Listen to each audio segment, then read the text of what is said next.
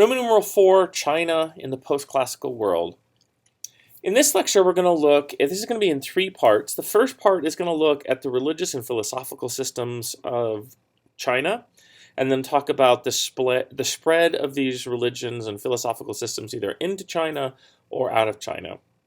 Part 2 is going to look at the political circumstances and empires that are going on in China in the post-classical period. And then part 3 is going to look at the economy and art and architecture of China during this time period. So let's begin part 1. So in part 1, what we're still looking at here is this bamboo picture. It's a painting on silk. And it's an example of Taoism. And we will talk about that, but its focus on nature and serenity and balance is all classic hallmarks of Taoism as it impacts art in China. So more about that as we get into it. We're going to start with Confucianism. Confucianism perhaps is one of the most dominant, if not the most dominant, philosophical system in China at that time, and still it's having an impact on China today. So Confucianism starts way before the post-classical period. It's going to start somewhere around 500 BCE or BC, and the leader is this man by the name of Confucius, and he was a teacher. And he is living in a time in China's history where an empire is falling apart and disintegrating. And there's lots of disorder and disharmony. There's starvation, there's warfare. And people are looking for some way to restore order, restore peace and prosperity, to make society whole and successful again. So that's kind of the contextualization of the life of Confucius. And so he's this teacher and he's traveling around and he thinks he has an answer for how to make China better again, how to make it orderly again. And so this is how he says it. He says that it's all about respect. So if you want to think of one word that might help you understand Confucianism that's going to result from his teachings, it's this idea of respect. And so let's start at the most basic unit of society, the family. And so he says if we can get the families to operate orderly and in harmony and in peace, then we can get society to do the same thing. So let's start with the family. So at the family, somebody has to be in charge to make sure that everything is orderly and there's justice and everybody is doing what they're supposed to do. And that's the father. China is traditionally, it's a farming society, and farming societies are patriarchal, men in charge. And so what we're going to see here is Confucius says that the head of the family should be the eldest male. He is going to be the one that determines right from wrong. He's going to be the one that hands out punishments. He's going to be the one that hands out work and determines how the family shares its wealth. And this guy is in charge, and everybody underneath him, his wife and his children and his grandchildren, etc., should all just do what they're told and respect your leader. You should respect that he has your best interest at heart, and you should do what he says. And so we have this kind of social order that's imposed because government really can't create order and law at this time because I said government is falling apart. And so somebody needs to fill in that kind of vacuum of law and order, that gap, to create stability in society. And for Confucius, it starts with this patriarchal family structure. So children should do what they're told, right? Wife is in charge of the children, and of course, father is in charge of the wife and family, and then the eldest male, and this even goes beyond death. So even if you're the oldest male, let's say you're the oldest grandfather in the family, you're in charge, but even your authority is usurped by the eldest males that have died and preceded you into the afterlife, right? And so these ancestors, they don't just go away to some heaven in some place, or they don't just cease to exist. They become these ancestor spirits that will look out for and guide and protect the family. And so your oldest male, the oldest father, has to pay respect and do homage or like almost worship, venerate is what we call it, his ancestors. Because the family's pecking order, the family's order of power doesn't just end at death, it goes beyond that. And so it's all of this people respecting the people above them, right? Male above female, old above young, deceased above living. And if everybody just does what they're told and what's expected of them, we'll have a peaceful society without the chaos that's going on in China. Now, this down arrow means that it's not just one way.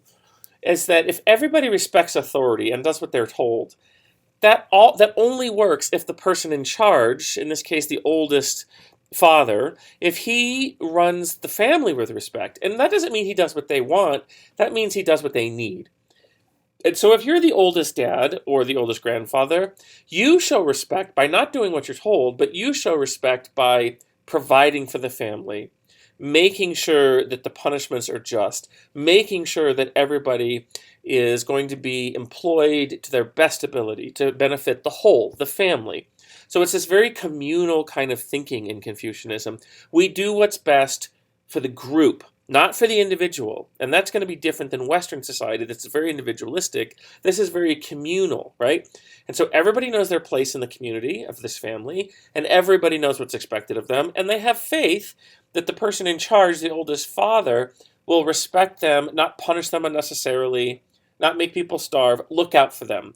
And so it goes both ways, right? Respect from below means do what you're told. Respect from above means good. Be a good father. Be a good husband. Be a good grandfather. Be a good ancestor, for that matter. So this goes hand in hand with another concept of Confucianism, filial piety. Filial piety means respect for your parents. Right? And that goes, like we've said, in Confucianism.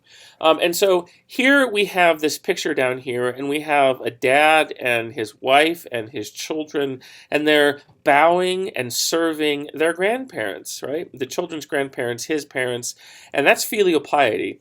Bow and respect and do what you're told of the people above you, but it means really specifically your parents, the people older than you. So here we have this Confucian saying, there are no wrongdoing parents, right? Doesn't matter what your parent says, it's the thing to do. There is no sin in Confucianism. There is no hell because there is no heaven. It's not a religion with gods. It's a religion, it's a philosophical system about respecting. And so if you believe that your parents or your grandparents or your ancestors are always right, then you're a good Confucianist. Because you're also going to respect that they're going to do what's best for you too and the whole family.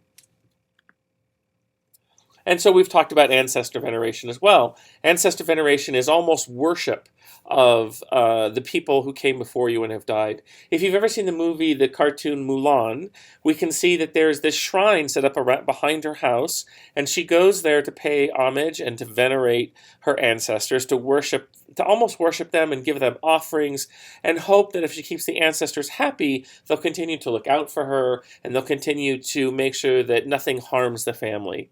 And so here we have, this example of ancestor veneration. It's Confucianism even into after death. Right. Now we saw, well, why is society so patriarchal? It's because, one, China is a farming society, and in a farming society, it's best to have male children because they're just on average, men are bigger, stronger, faster, can do harder work. And, if we want the family to not run out of food, we need to make sure that we have as many male children as possible so they can work in the fields.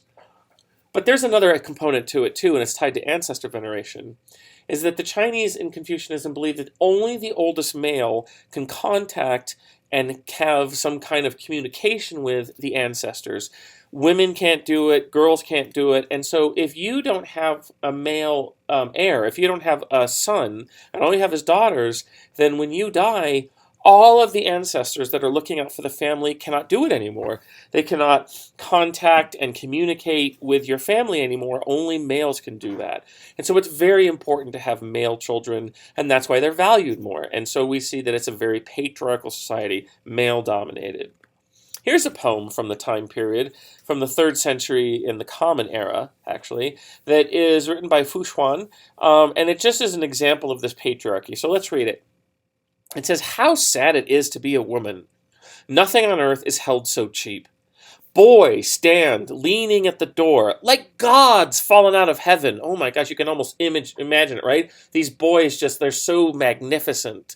"Their hearts brave the 4 oceans, the wind and the dust of 1,000 miles. Oh, these boys are so heroic. But no one is glad when a girl is born, not her mother, not her father, not her grandparents, right? By her the family sets no store, no wealth. When she grows up, she hides in her room, afraid to look at a man in the face because everybody tells her that women are not as important as men. No one cries when she leaves her home." And so the reason they say that is because in Confucian society, women, when they get married, they go live with their husband's family, and now the women in this new family, the new bride, she is very low on status. She has to respect her mother-in-law, as well as her husband, as well as her uncles, as well as her father-in-law and her grandfather-in-law. And so she's very low, and so she just goes away. Your daughter is only your daughter for a while. She can't do a lot of work when she's on the farm, and then she just leaves your home anyway. Right? No one cries when she leaves her home. Sudden as the clouds when rain stops. She bows her head and composes her face. Her teeth are pressed on her red lips. She bows and kneels countless times. It is her lot in Confucian society to respect and to bow the people above her and to never question the older people than her, and also males. And so that is her life. That's how she fits in Confucian society. And if she does those things and she's a good wife or a good daughter-in-law, then the family is harmonious, everybody is happy, everybody knows their place, and everything gets along and it's orderly. All right. So that's the family, but how does that impact the society? Well, Confucius said that if everybody in society becomes a Confucian family, then all families are orderly and there's no strife within the family. But what about between families? What about between people and the government? Well, we just take that model we talked about the family and just apply it to the government.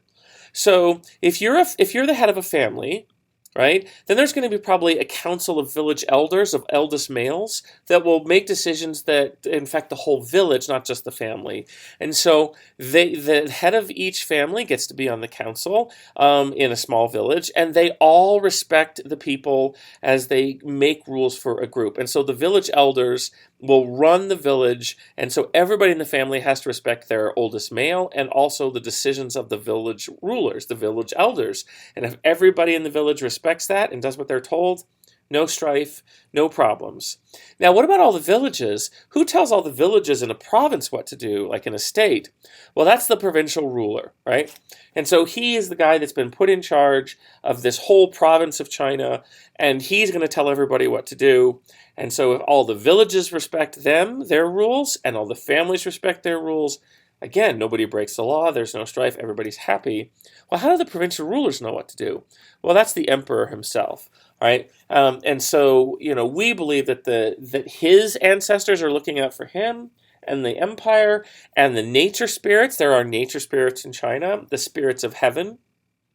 They're looking out for China, and if they are paid respects to, and they are listened to, and they are venerated and worshipped, then they're going to continue to look out for China and give good advice to the ruler, and then he's going to take that good advice to rule correctly. And so respect is knowing what your role is in society and doing what the people above you say.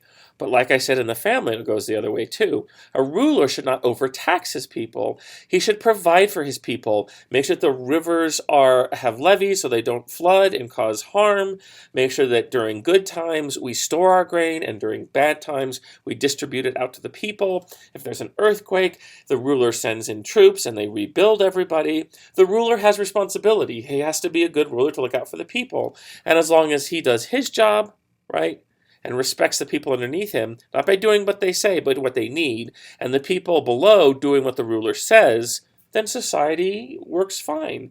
There's no discord. Like I said, there's no violence. Villages aren't fighting each other. Families are doing what they're told. Provincial rulers are doing what they're told. It's a very centralized government system.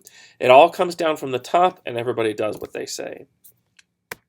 All right. As you can imagine, Chinese emperors are really going to love this, right? They're going to love the idea that everybody does what they say. Now, they may not like the idea that they have to act correctly to the people below them, but they like the idea that everybody should do what they say, right? And everybody works together, we make society a better place.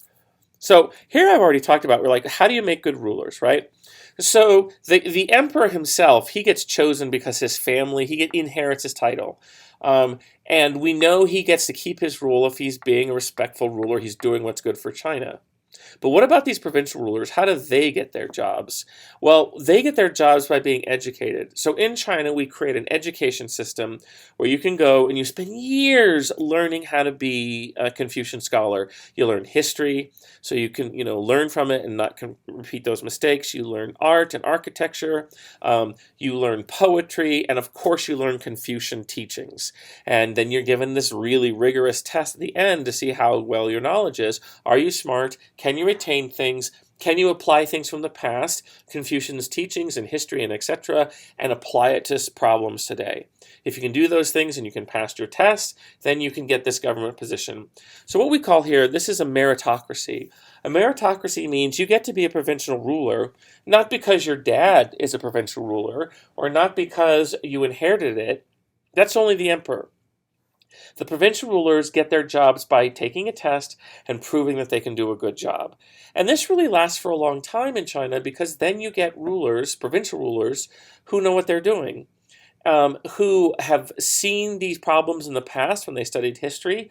They know what Confucius has to say about them, and they can apply those logical, thoughtful decisions on society and keep society running smoothly. And so you get into position of power at the provincial level by taking a test. And so only educated, smart people are in charge, and this makes China run successfully for a long time. Right? So here we have this Confucian idea. In an age of good government, Confucius said, men in high stations give preference to men of ability and opportunity to those who are below them. So if I'm a provincial ruler, I'm going to make sure that we fund the schools who teach Confucian teachings and history and so forth. And if I see some poor village farmer who's a young man who's really smart, he's just poor, but he's smart. And so I'm going to encourage him to come to school. Maybe I'll even pay for him to do it, to come to school and to take the test and maybe elevate him in the ranks as he takes test after test to rise in the ranks to become a more and more and more powerful provincial ruler until eventually he's ruling one of the top provinces in all of China. And so again, it's this idea of meritocracy.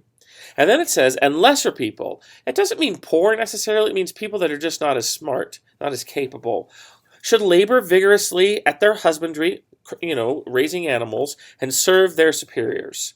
And so we have a society based on intellect and ability. The people who have intellect and ability will take the tests and resistance to power. And the people who are just not smart enough or don't have education, well, you should just do what you're told, work hard in the fields, provide food for the society, and everything will work out fine. That's Confucianism. Right? Later on, we're going to talk about Buddhism in China, because it will come into China, but we have talked about Buddhism in India. And in Buddhism, Buddhism is not about the community.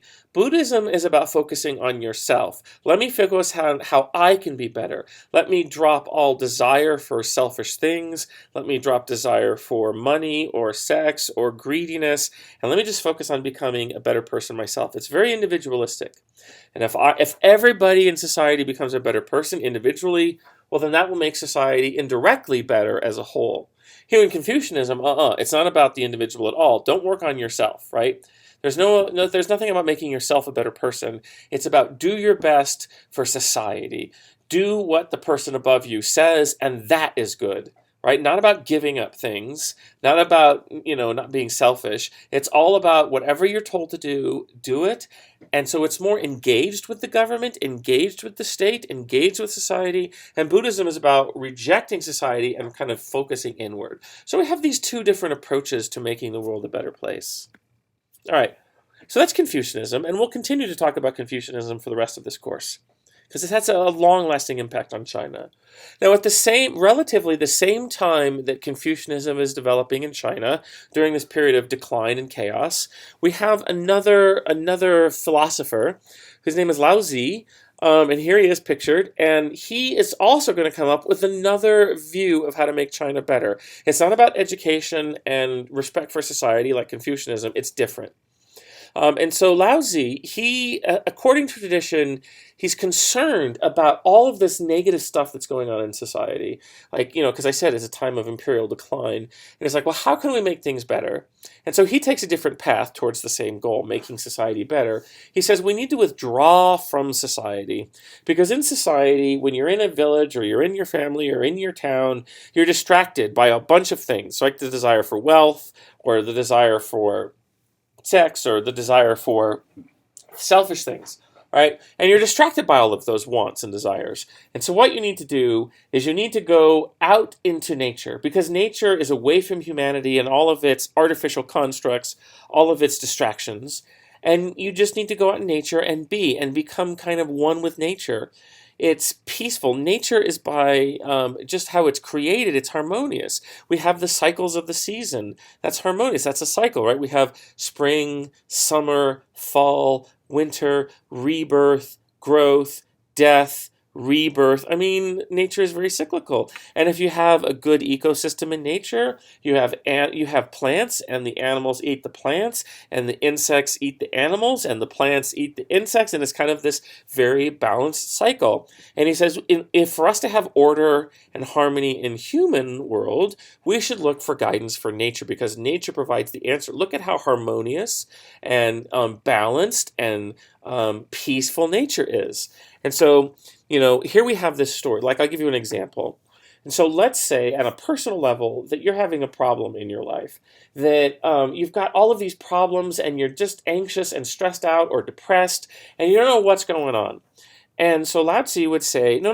What you need to do is go to nature and look for answers in nature. So you go and you sit by a stream, right? And it's calming and it's peaceful, and that helps you start to think. And then you notice that the stream is like life, right? It's the course of your life. You start somewhere, you end somewhere, just like a stream. And as your life goes through its cycle, sometimes you hit an obstacle, like these rocks in the stream, and you bash up against it, and maybe it's like your girlfriend or wife leaves you, maybe somebody you care about dies, maybe you lose your job, and that makes your life tumultuous, and everything is just in chaos and disorder, like, rapids in a river. Lots of chaos. And so Lao Tzu said, don't worry about that problem, because like the river, there may be periods of chaos, but then just go around it, right? Just continue to flow in your life. Don't get upset about obstacles that are plopped into your life. Just know that your life goes on. So go around the problem, and soon that problem is in your past, right? And if you do this enough times, you will just wear down that rock, that obstacle, and it'll cease to be, and it'll be in your past, and it's much smoother now, and you will continue on with your destination. And so it's a beautiful metaphor, right? And so he says, look, this is a great example of Taoism. It's this belief system. Notice, just like Confucianism, there's no gods here. There's no mention of an afterlife. And so we don't really think of Confucianism and Taoism at this time as a religion. It's more of a philosophical system about how to become a better society, or in Taoism's case, a better individual, and just, have a more pleasant society or life. And so here we have the development of Taoism, looking to nature for balance and harmony, right? And so, like Buddhism, it's very similar, is that it's about the individual, right? It's about making yourself better and withdrawing from society, just like Buddhism. And so Taoism and Buddhism are oftentimes in China conflicting with Confucianism. Confucianism says engage in society and find out what your rulers want and do it. Taoism and Buddhism say reject society, withdraw from it, and focus on yourself. Right? Now later on, as we go through history, Taoism is going to change a little bit. It's going to become more spiritual. And what I mean by that, we're going to have more of a focus on nature spirits and gods and ancestors. And it's going to become kind of more magical. And it's because people want spirituality. They want to feel like there's a god or a nature spirit or an ancestor out there that's looking out for them. It gives us comfort. It makes us feel that in tough times, there's somebody or something or some being that is going to protect us and help us get through it. And so eventually Taoism is going to become more spiritual and more of a religion instead of a philosophical system. And we're going to get the belief in magic, and we're going to have more of an emphasis on nature spirits, and ancestors' role in Taoism. And so it changes over time, just like Hinduism did, right? Hinduism is going to become more devotional as it interacts with other religions, as it interacts with Buddhism and Islam. And devotional Hinduism was focusing on a god that cares about you. So the same process is going to be happening here in China with Taoism. So we see another slide on Taoism. So here we see this traditional symbol for Taoism, this yin and yang symbol. Yin and yang represent the male and the female aspects of life, or earth and heaven, opposites, right? Black and white we see here. And as you see in the picture, black and white, male and female, earth and heaven, they're not opposed to each other. They're circling around each other in balance and harmony, right? Because the purpose of life is like that stream. Don't don't force yourself against something, but realize how you can live with it and you can balance out its effects in life and move on. And if you have both anger and joy in your life, try to balance them out, and so you have a nice even keel. There's not too much of one yin or the other yang, but they circle around each other and they create a nice harmonious whole. And so that we see all reflected in this image. Right? So what we need to do now is we need to think about, okay, so now we understand the basic concepts of Taoism. How does it impact society? Well, we've already said how Confucianism impacts society, right? Rulers are going to adopt Confucianism and use it in their education system and picking their provincial rulers. Here in Taoism, well, how does that affect society? Because it's not about engaging with society. So we think, well, maybe it doesn't have an impact on society, but it does, right? People who are Taoists, they really take this idea of balance and harmony and peacefulness to heart. And so the Chinese practice of acupuncture is going to develop from Taoism, right? Acupuncturists in China at this time believe that when you have a neck ache or you have a stomach ache or you're not feeling well, you're feeling depressed, it's because the energies, the qi, the natural flowing energies in your body are out of balance and you have too much yin or not enough yang or whatever, right? And so we see that in order to redirect your energies so that they're flowing again in harmony the way they're supposed to, one of your chi is blocked. Your energy is blocked somewhere in your body. And so if we put a needle in at just the right point, it's going to either unblock your chi and make it flow correctly again, or it's going to redirect it so now everything is flowing again. It's not all dammed up, your energy. And so that's why we get the concept of acupuncture. That's one impact of Taoism on society. Here's another, is that Taoist monks who are going to withdraw from society and go look to nature for guidance, well, they think physically in nature there must be some kind of a way to get better. And so Taoist monks are going to become herbalists, right? Herbalists. They're going to go look in nature and figure out if nature has all the answers, maybe nature has the answers to medical problems too. And so maybe we can find a medicine to cure this or that. And so we see lots of herbology in Taoism, and these people are in tune with nature, and they realize that this thing in nature makes you feel this way or that way or better or worse, and so people would go to them for healing. But as they're trying to find the ultimate medicine, the elixir of life, right? Some magic ingredient in nature that will give you a long, happy life, because that's what we all want, right? They're experimenting with things they find in nature. And they experiment with a couple things, like what is this charcoal and this kind of salt thing called saltpeter? And they start to experiment with them, and they discover gunpowder by accident. They think it might be the elixir of life. It turns out it's not the elixir of life; it's an explosive powder. But they think that this is maybe the nature spirits communicating with them, because here you have just this inert group of chemicals that are together, gunpowder, and then if you get any kind of a spark near it, fire, flame, that can be viewed as a nature spirit, it explodes and it creates this big sound and this smell and this sudden light, and so this is maybe the nature spirits talking to us. It's very spiritual. And so we see that these Taoist monks discover gunpowder, and then of course the Chinese want to celebrate this, and so they invent fireworks, and that's an example of Taoism in action. If we have a celebration, we are inviting the nature spirits and nature to come with us and celebrate and explode and to have a joyous time. And so we see that developing in China, gunpowder. And eventually gunpowder will make its way across the Silk Roads and across the trade routes to Europe. And of course, the Europeans will use it with cannons and make it a weapon and be successful with it. But in China, it is a weapon, but primarily they didn't have cannons. They hadn't invented those. They will use them for other things, others kind of smaller scale weapons, but for mostly it's kind of this spiritual thing. All right. Now let's talk about Taoism's impact on art. And as we saw in the opening slide, we see that artists are going to get inspired by the philosophy of Taoism. And so when they paint, they're going to paint something that is the most meaningful to them. And in Taoism, that's nature, as we've talked about. And so we have these beautiful, quiet, nature-filled scenes where there's no angst, there's no anger, there's no violence going on. It's just our harmonious scene of nature that's calming. And it makes you feel good to look at it. And so that's kind of Taoism captured in art. Right. Here's Taoism in poetry. I will cast out wisdom and reject learning. Right. So here we see the conflict between Taoism and Confucianism. Confucianism, learning gets to a better society, and Taoism, no, no, no, no, no. Learning is something created by man. Knowledge is something created by humans. That's not nature. Forget it. Get rid of it. My thoughts shall wander in the great void. Just be out in nature. Always repenting of wrongs done. Again, focusing on yourself. Will never bring my heart to rest, right? And so if we just think about, oh, should I do this and should I not do that if we're getting anxious? Just let it all go, right? As the stream does. And just be in nature. But my joy is as though I possessed a kingdom, right? I'm going to just let everything go and I'm going to be as happy as a king.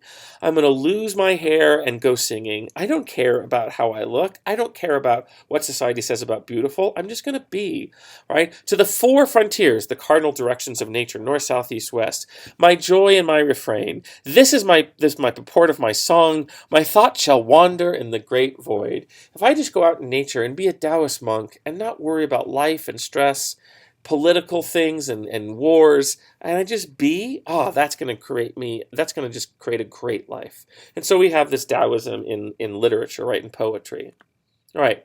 So now let's go to a religion that is not from China. It is from India, as we've talked about. So Buddhism starts in India. We had talked about Theravadan Buddhism, or the original kind of view of Buddhism. It was a philosophical system. It didn't have a god or anything. There was no heaven necessarily to go to. It was just a series of 8 things, eightfold path that you're supposed to do to stop being selfish and to really start to kind of purify yourself, become a better person, and then eventually you drop all the selfishness and you become part of the universe, right? The core of Buddhism is this idea that that individuality is an illusion, right? That all the things where you're focusing on yourself is separating you from the whole. And so if you just drop every selfish notion and you realize you're part of the universe, you're part of every living thing, you reach nirvana, right? You just stop being a person and you become part of everything. And so, it's this philosophical system of how to be a better person, and there's a reward, but it's not heaven necessarily. It's just ceasing to exist as an individual, right? So that's Theravadan Buddhism, and it starts in India. And as we have said, Theravadan Buddhism, and we can see it here through Indian Ocean trade and through Silk Road trade, it's going to make its way into Southeast Asia. So all of this orange area we're going to see is Theravadan Buddhism. And so it spreads, right? And another thing that spreads Theravadan Buddhism is not just merchants. We've talked about that process, that if a merchant is a Buddhist, well, then people in other countries that want to trade with those Buddhist merchants from India, they might convert to Buddhism themselves, either because they like it or it's going to bring in more trade, because people are more likely to trade with people of their religion. And so we see merchants spreading Buddhism, but also monks themselves, right? In Buddhism, if you really are dedicated in Theravadan Buddhism, you have to give up everything, withdraw from society, and just be a monk. Don't own anything. Well, of course, not everybody's going to do that. Very few people are going to do that. But if you are a Buddhist, that you could give to a Buddhist monk, and support them in their journey, and that good feeling will rub off on you. Maybe they'll bless you, and you will kind of go down the path to being further enlightened. Maybe not as much as a monk, but certainly by helping them out, you're helping yourself out. And so we see these monks. They're going to start traveling through the Silk Roads and on these boats in the Indian Ocean, and their goal is to go and spread the faith. And so these monks are going to come to a new community. They're going to talk to people about Theravadan Buddhism. These people are going to that's really cool. That sounds like a good way to become a better person. They might give to the monk or become a monk themselves. And so all these Buddhist monasteries pop up on the Silk Roads or in Southeast Asia. And so we have these Buddhist monks who own nothing, but these monasteries are very wealthy because people are giving the monastery wealth to allow these monks to focus on being good Buddhists. So they can't focus on, farming and repairing their huts. So even though the monks are poor, the monasteries are rich. And so you're really impressed with these rich monasteries and these very devout monks. And so you give money or convert, or you can become a monk yourself. And so these monks will set up monasteries throughout the Silk Roads in Southeast Asia, and that will help spread as well. Right.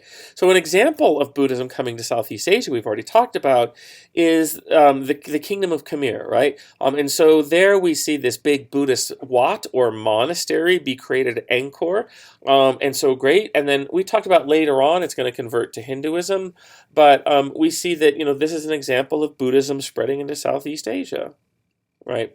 Buddhism is also going to spread on the Silk Roads, as we've said, here into Central Asia, into this area known as Tibet. Today, Tibet is claimed by China, but at that point, it's kind of this separate region. And so people in Tibet, because the monks are coming in and merchants are coming in, are going to convert to Buddhism.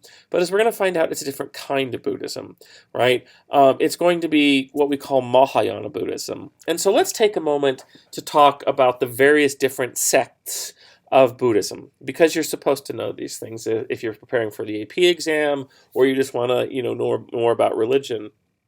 And so, like I said, Theravadan Buddhism is the original Buddhism that starts in India. And to really practice it, you have to be ascetic. You have to become a monk and give up stuff. Now, that's not very appealing to most people because they don't want to give up wealth and they don't want to give up marriage and maybe speaking or whatever. But they give to a monastery. And so we see the really dedicated people that are going to give up their whole life for it. They become monks. But the other people, they're going to support Buddhism and engage with Buddhism by giving to monasteries and monks and giving them wealth, right? In Theravadan Buddhism, there is no God. Buddha is a guide. He's a teacher. His philosophies are something you should follow to become a better person, a better Buddhist. It's going to move, like we said, to Southeast Asia. It's going to be in India, and it's going to move to Southeast Asia through monks and merchants. All right. So that's the first kind of Buddhism. Then, as we saw in the previous slide, right, Buddhism spreads to Tibet. So in Tibet, which is just north of India, it's going to be spread by, again, monks and merchants in Tibet. And it's going to have to change because as we go forth into the world and try to talk to people about Buddhism, it needs to be more spiritual. People already in these new areas of Tibet have gods. They don't want to give up their gods. Or they already have nature spirits they worship, or ancestors they worship.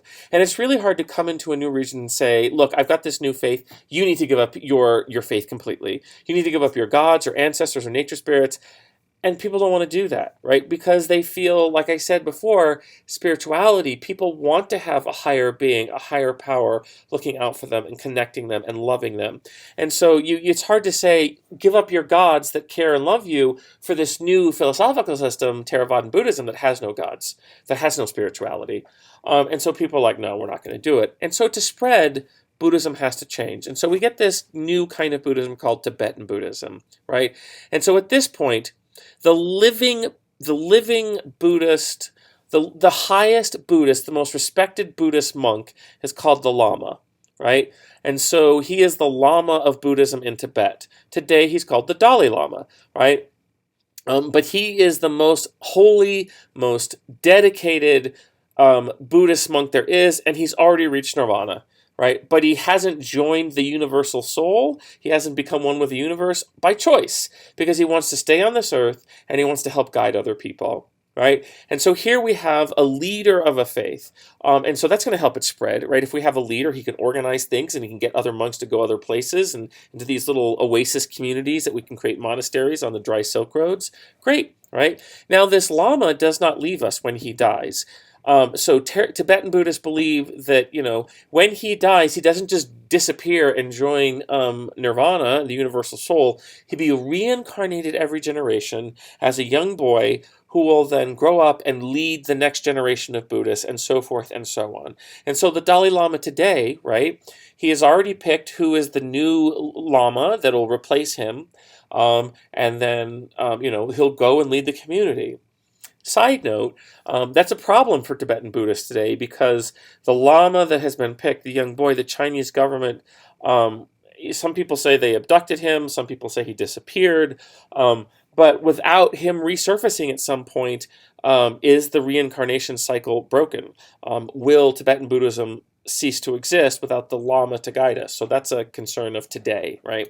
And so the people that follow Tibetan Lama, they're going to be one of two groups of Buddhists. They're either going to be monks who live very ascetic lives and live in a monastery and meditate and help the poor, or they're going to be people who don't become monks, but they're still Buddhists. They still believe in Buddhism, but they give money and time and support to support the holy monks. And so that's Tibetan Buddhism.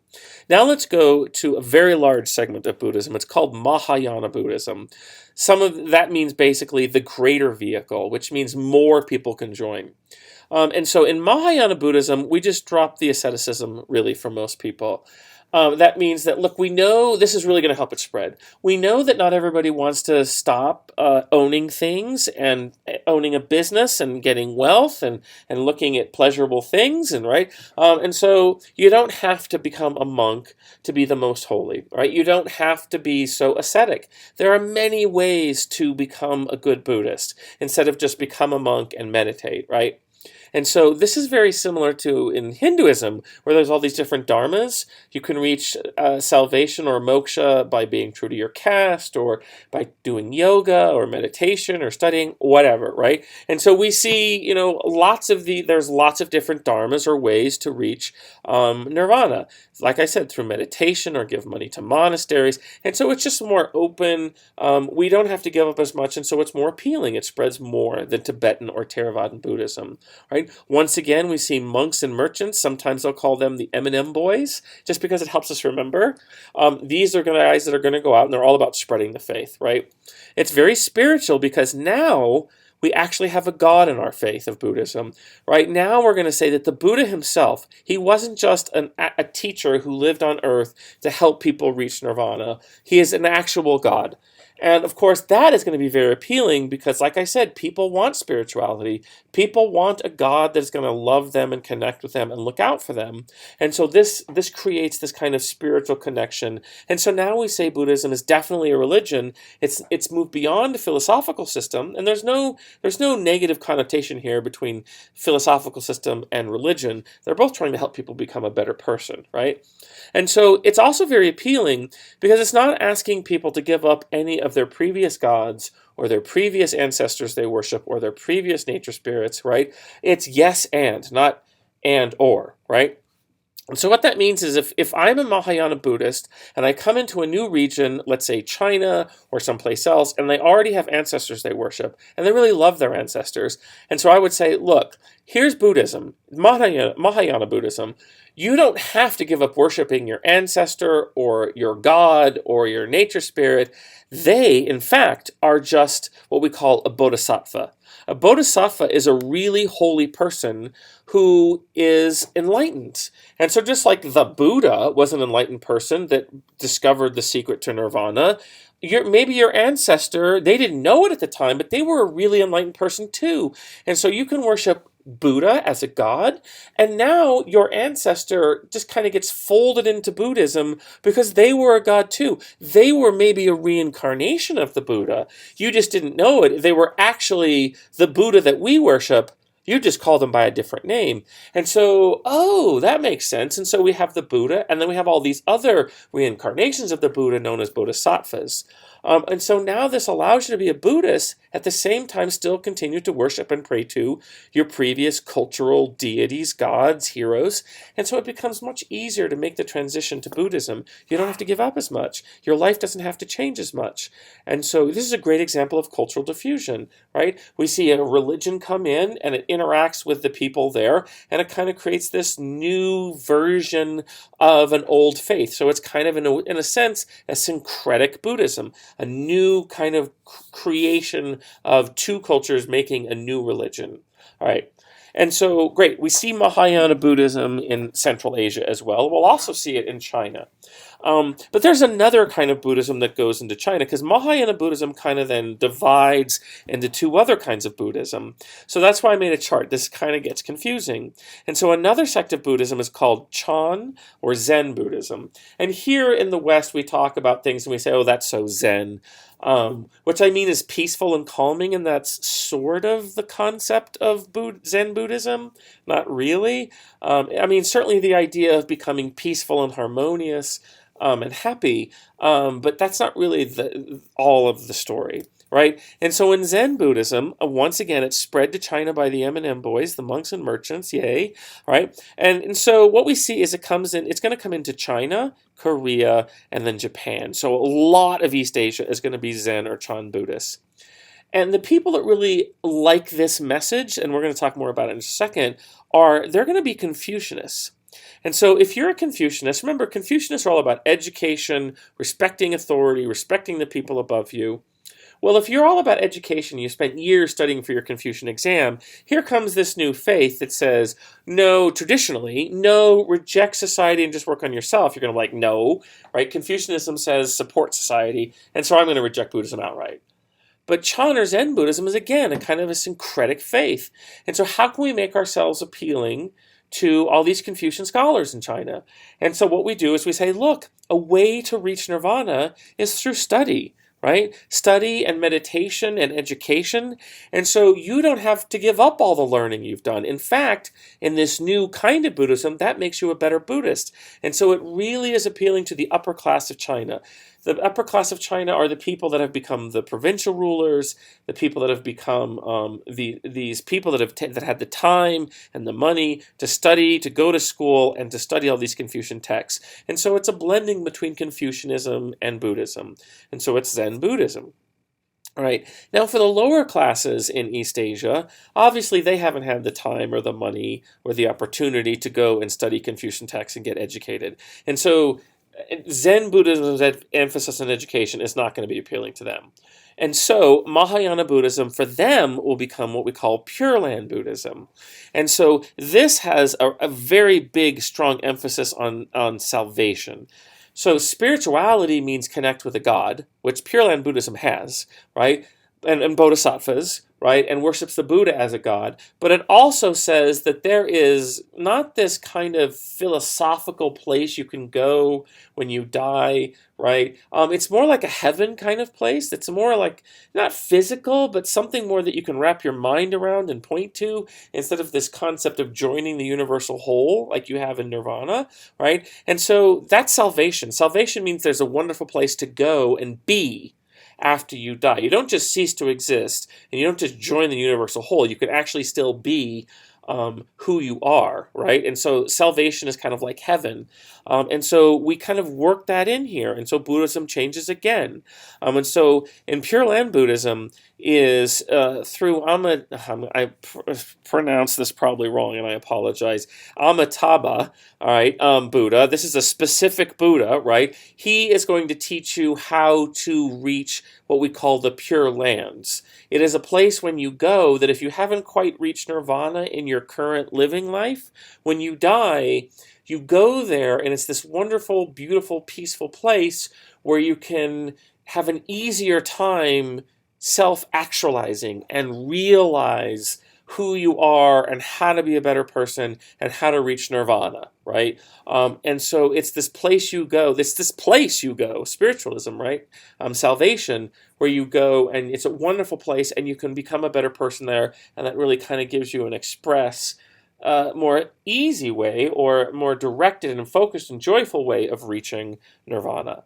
And so that's Pure Land Buddhism. And the reason it appeals to poor people is because it doesn't have an emphasis on education. There's no emphasis on status and privilege and class.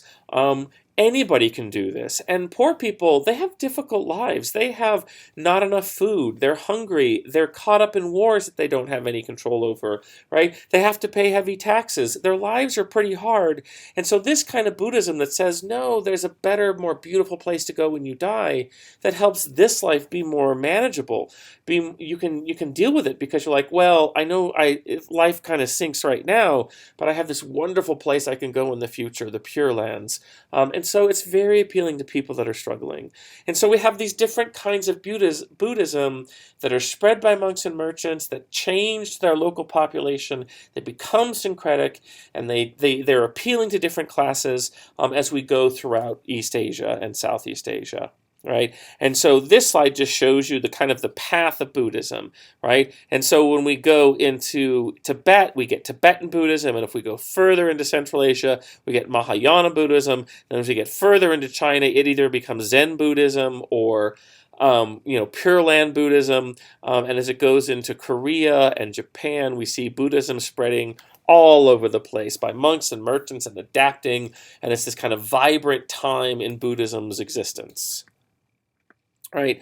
And so now this is probably not going to be on an exam anywhere, on the AP exam or whatever, but it's just something interesting to know, is that in Zen Buddhism, right, it's all about study, and you can get it through meditation. You can get nirvana through meditation. And so it's just an interesting kind of offshoot of Zen Buddhism and Buddhism in general, is that some Buddhists believe that you can attain nirvana and become a better person by becoming a monk, as we see here in this picture, right? But also to meditate, you can do physical meditation. So in India, it's yoga to try to help you focus, like drop everything in your mind and just focus on holding this pose. And holding the pose helps you just think about one thing and not all the other selfish things. Well, here in China, instead of doing peaceful holding a pose, you can start to meditate by doing certain motions, and it becomes a martial motion. Martial means warlike, right? And so it becomes so martial arts are born from Buddhism, and so these martial arts, what they do is they let people focus on just one thing, becoming a better person by doing what we call is, in Japan it's going to be called karate. In Korea it's going to be called taekwondo. And so in China, we're going to get all other things. We're going to get kung fu, right?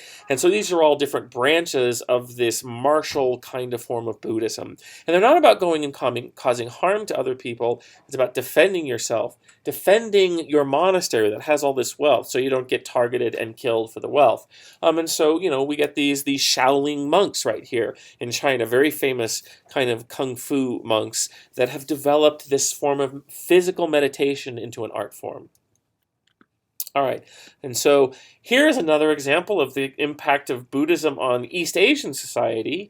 And so sometimes in Chinese history, we're going to see important people become Buddhists, and they're going to marshal their government's money, and they're going to try to promote Buddhism, right? And the way to promote Buddhism, another way, is to make these huge public works projects, right? To impress people. They're like, oh my gosh, Buddhism is amazing and powerful, maybe I should convert.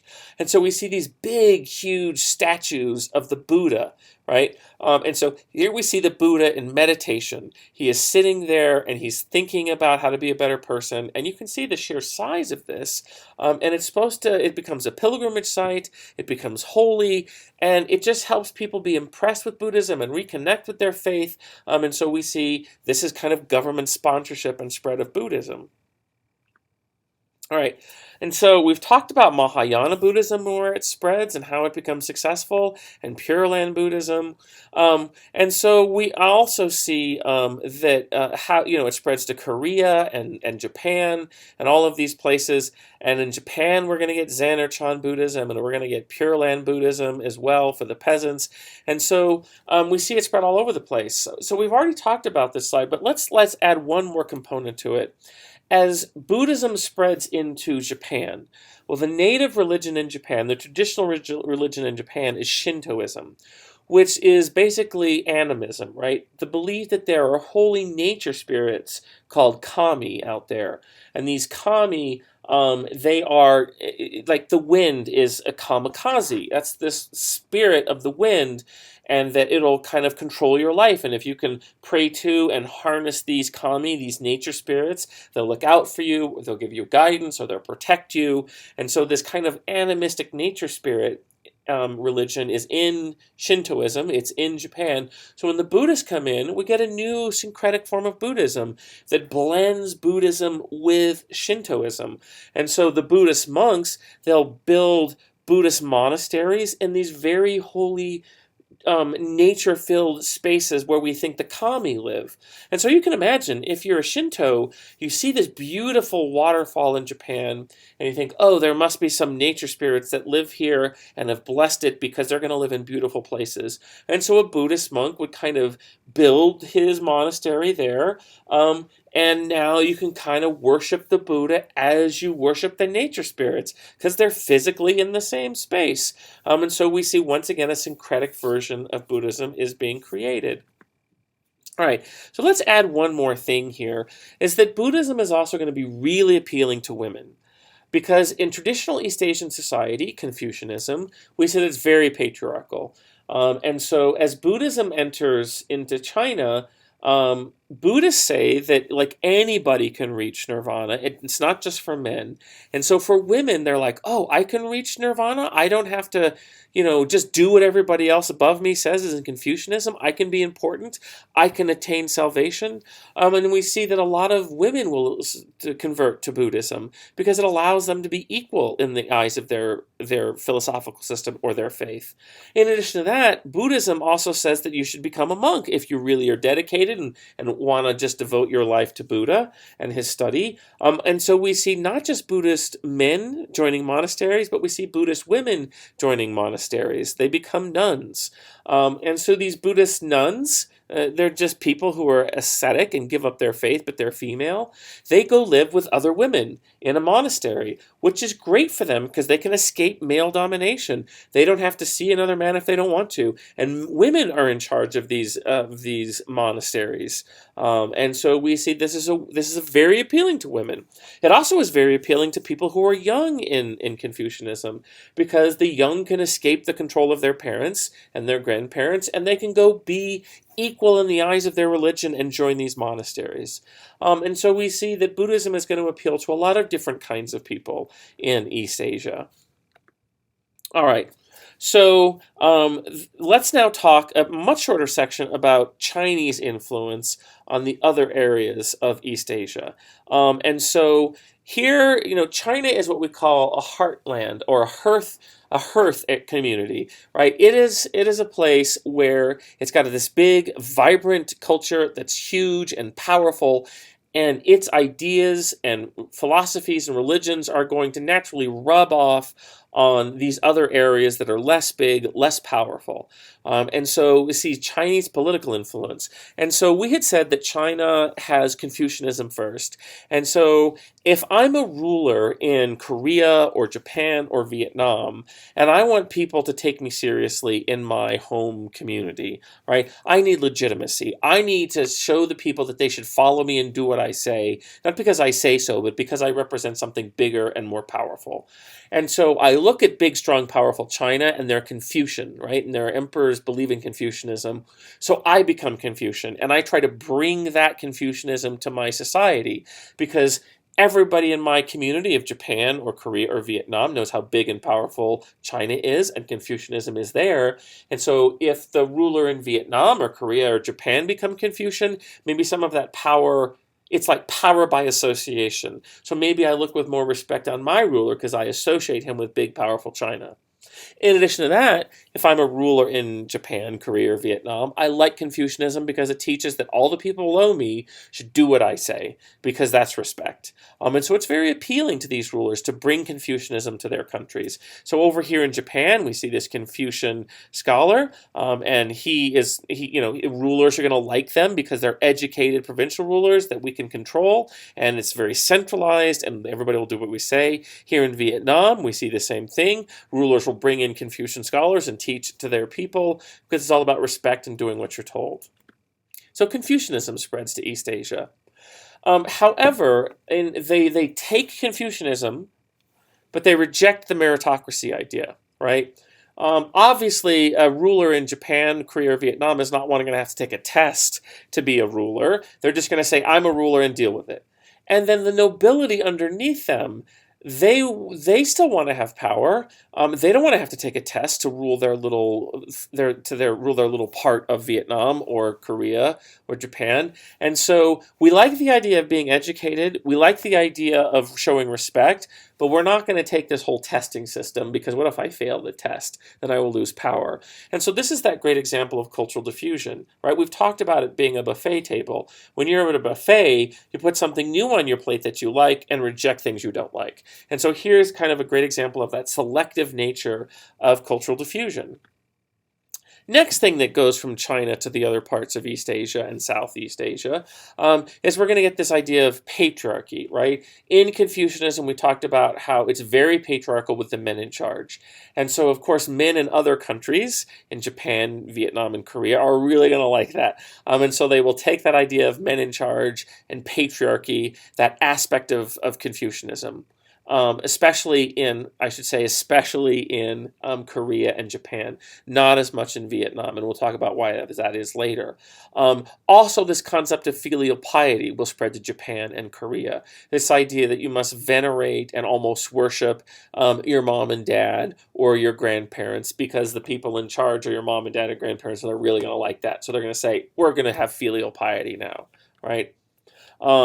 However, in Vietnam, in Southeast Asia, they're going to reject patriarchy, right? In Southeast Asia, it's just part of their tradition. We've talked about this before, that women can own businesses, women have a lot of influence in the family, and so we are going to reject that part of Confucianism as it comes into Vietnam, into Southeast Asia. We're going to okay, maybe we like the education, maybe the rulers like respect and doing what you're told, but the women are going to say, no, we're not going to have this intense patriarchy, right? Women are going to still be able to get divorced, own businesses, and in Vietnam, we're still going to see lots of women and have lots of influence, right?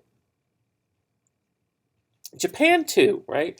And so as we move forward, Japan, now it's still a patriarchal society, but traditionally in Japan, women have the right to own, just like in Vietnam, to own property, to get divorced, and those kinds of things. And we also see in Japan this tradition of males living with wives' families. And that's not going to be as strong anymore, but it's still going to be a part of Japanese culture traditionally.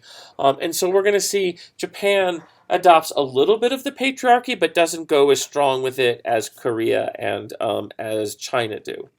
Right? We've already talked about Vietnam. So I have this here modern picture of a woman in Vietnam owning her own business, just as an example of women in Vietnam continuing to own their businesses and not as accepting as much patriarchy. They reject in Vietnam patriarchy even more than the Japanese do for this reason. All right. Next, how does Chinese culture rub off on Vietnam, Korea, and Japan culturally? So we also see writing. And so Chinese writing is pictographic, which means that you draw a picture and it represents an entire word, not a sound. And so, if you have the picture, and so for example, in China, in Chinese language, this is the symbol for person, ren. And it looks like a person standing there. And this is the symbol for big, right? A person holding their hands out, big. And so it's not a picture that represents a sound like we have in English and some other languages. Those are called phonetic languages. But we have a picture that represents a whole word. So it's a pictographic language. And so this kind of writing is invented in China, and then the people in Japan are going to be like, well, we like that. And so, the Japanese, they're going to adopt a lot of the Chinese symbols for their own language. Now, they have their own words for it, right? And so this may mean person in China, and it might mean person in Japan. They use the same symbol, but China and Japan have different actual physical words they speak that are different. So, the language is different, but the written language is the same. And as you can see, Japan will slightly modify things. We'll have more squiggly lines and curvy lines than we do in Chinese. It's more block and straight, but we see that. Now, and so that rubs off. Then when Chinese written language is going to go to Korea as well, and they're going to adopt the Chinese characters. And partly this is because Confucianism goes, right? Confucianism is about education, and we need to have learning and things written down. And so it's natural that if they adopt Confucianism, they're also going to read the Confucian text in Chinese language. And so they're going to learn to read Chinese script. And they do that in Korea as well. However, at a certain point in Korean history, the Korean king is like, I am so sick of taking everything from China. And so he decides to make his own Korean written language, and he totally makes it up all on his own by himself. And so Korean is this wonderful language, written language, that makes a lot of sense. It's fairly easy to learn because it was all invented by one man instead of a whole bunch of people over thousands of years. And so we get all these exceptions and these rules and these word symbols, right? Korean was all invented by one guy, and so it's very easy to understand. It's very logical. And so they don't adopt Chinese language, written language in the long run. They do it at the beginning and then they change it to make it simpler and more easy for more people to learn to read and write and to be literate. Right? This is the name of the king in Korea that is going to go ahead and invent his own written language. All right, so learning objectives. This is the last slide of part 1. And so these are the things that you should focus on if you want to understand this lecture, right? Describe the basic beliefs and the various sects of Buddhism and where they're found. And so you really need to know where they started, where they went. Know that chart, where it went, who liked it, who didn't like it, who was it appealing to. Next, number 2, it says describe the basic beliefs of Confucianism. Just like Buddhism, you got to know the basic beliefs and its impact on society. We talked about how it definitely impacts government and families and villages, right? Describe the basic beliefs of Taoism and its impact on society. Same thing. What are the basic beliefs and how did it impact art? How did it impact religion? How did it become spiritual? How did it impact medicine? Those kinds of things. And then we have the last one, identify the various ways that China impacted societies of Korea, Vietnam, and Japan. And that was our last section, section B, that we started talking about. And that ends part 1 of our lecture.